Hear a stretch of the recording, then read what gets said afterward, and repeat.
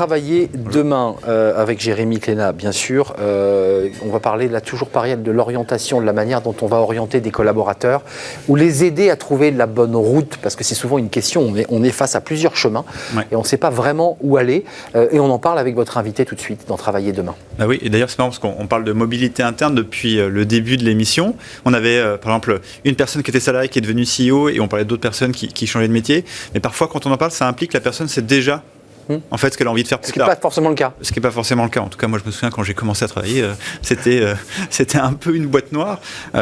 Et c'est un peu le sujet que vous avez, Nicolas Morel. Vous êtes un des cofondateurs de Monkey Tie. Oui. Et justement, là, le but, c'est d'aider les salariés un peu à réfléchir à leur trajectoire dans l'entreprise. Se dire, bah voilà, moi je fais ça aujourd'hui, mais pas forcément, ça ne prédétermine pas ce que je serai demain. Comment justement vous les aidez à faire ce travail ? Eh bien, je dirais notre marque de fabrique, c'est le matching affinitaire.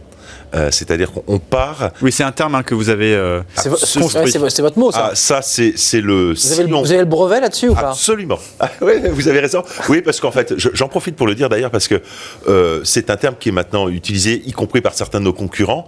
On voit ça un peu comme l'hommage du vice à la vertu, mais il faut toujours préférer l'original à la copie. Et donc, le matching affinitaire, c'est d'ailleurs une marque que nous avons protégée à l'INPI qui appartient à Monkey Tie. Voilà. Mais c'est important de l'entendre. C'est important de le dire.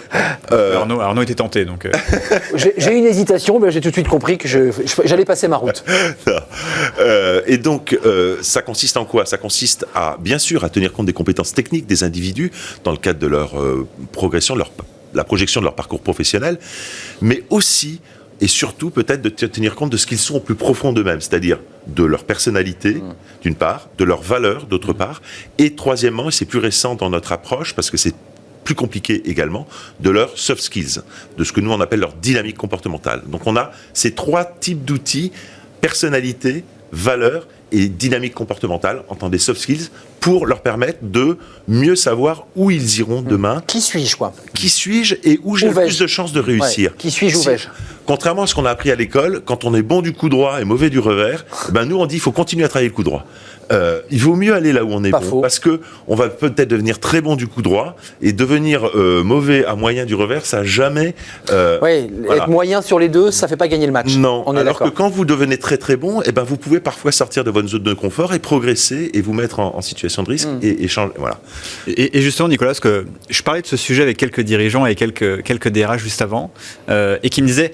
En fait, cette tendance vraiment focalisée sur l'utilisateur ou le salarié, ça a beaucoup d'avantages. Mais parfois, en fait, on construit une promesse, mais l'entreprise, en face, elle n'a pas forcément les besoins qui matchent, elle n'a pas forcément le job à pourvoir. Comment on fait un moment pour réconcilier les deux et faire en sorte, oui, on a une opportunité commune ?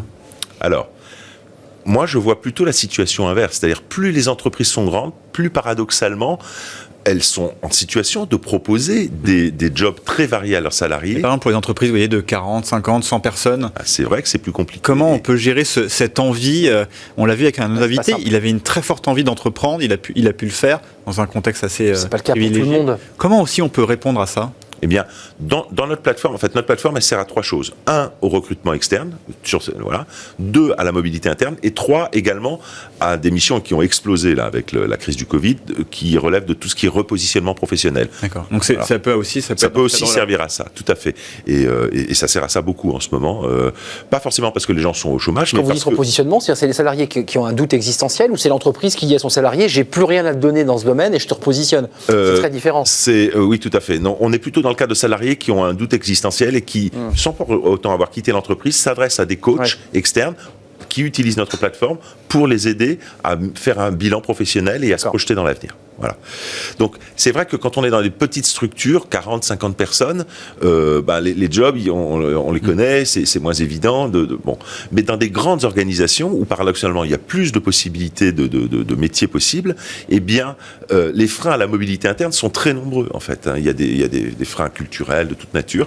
Et donc, permettre aux collaborateurs de faire un point et technique et affinitaire et de lui présenter les métiers qui pourraient lui correspondre, c'est le fidéliser, c'est améliorer sa marque employeur également, c'est lui permettre de lui montrer qu'on tient à lui, qu'on veut se projeter avec lui dans l'avenir. Ce qu'on évoquait tout à l'heure d'ailleurs avec l'exemple Noroto, c'est-à-dire que donner de l'importance au collaborateur et le faire grandir en fonction de ses compétences, parce que c'est aussi ça la mission. Absolument, et à nouveau de le faire grandir et de l'amener là où il va réussir. Redonnez-nous la marque brevetée, comme ça on l'aura bien en tête. Matching affinitaire, voilà. Notre société c'est Monkey Tie. Pas touche, hein. Matching affinitaire, c'est breveté, c'est l'INPI. Non mais on nous l'a dit dès le début. Absolument. On n'y reviendra pas. Nicolas Morel, merci, cofondateur et CEO de Monkey Tie.